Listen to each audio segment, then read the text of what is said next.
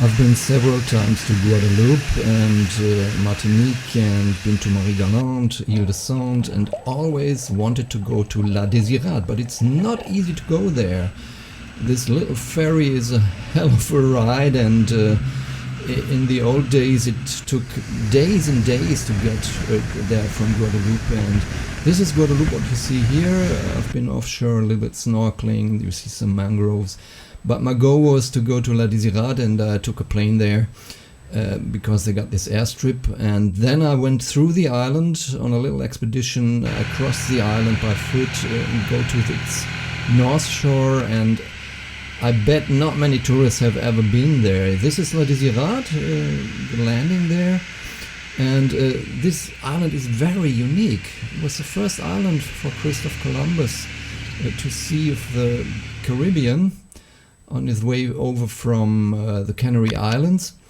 And it's geologically very old, about 150 million years old, and not that many people living there, probably about 1,000 or 1,500 people.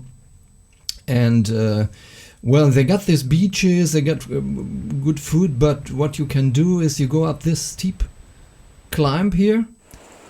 It's like a neck, the whole island. It's 11 kilometers long, and then you go to this bushland and you come to this sort of forest and have to go down on the other side, and that's really hard to do. It's very hot. Here it's still visible, the track, but on the other side it was not that easy to find it. It gets more and more dense, and the north shore, northern coast is pretty steep. You see this here, and it's also the vegetation there is very interesting. Some endemic species there, and you get things like this.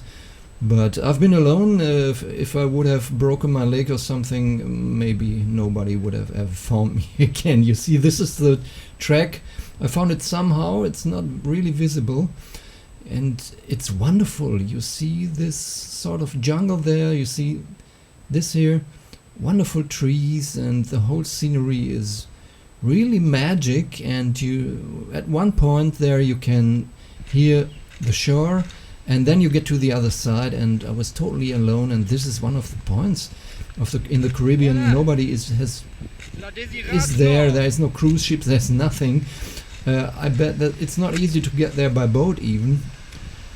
And you see this. It's wonderful.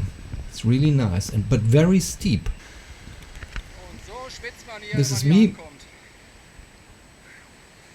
sweating, but being happy that I made it there. And I spent a couple of hours there, and then had to go all the way back, and all in all it took me 5 hours in the heat, but it was worth it. And it's not this typical Caribbean wonder beaches. It's a very unique, strange little island, and I really like it. Yes, you see this? And you can go to the northern tip of the island and the southern tip. At the southern tip there are some iguanas you can watch. You will see at the end there's a cross there. I think that's the point where Columbus came in. This is the southern tip of the island. And the northern tip, you get this stromatolites. It's the remains of ancient animals, supposed to be the oldest prehistoric findings on planet Earth. You see, they got these beaches also there, but the shore itself is very diverse. It can be very harsh depending on which shore you are. But it's very natural, and it's not overcrowded, not that many tourists there. And for me, it's the most remote place I've ever been in the Caribbean.